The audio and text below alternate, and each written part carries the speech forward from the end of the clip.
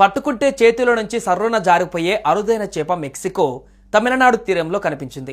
కొందరు మత్స్యకారులు చేపల కోసం వల వేయగా ఈ అరుదైన డూమ్స్ డే ఫిష్ వారికి చిక్కింది.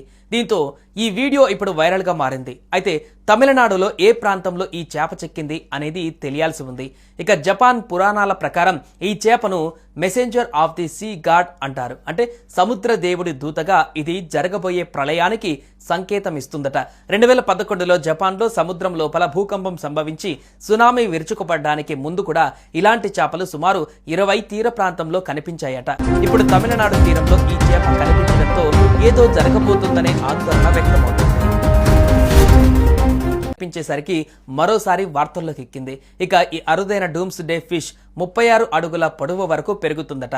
ఇవి సముద్ర ఉపరితలానికి కిలోమీటర్ల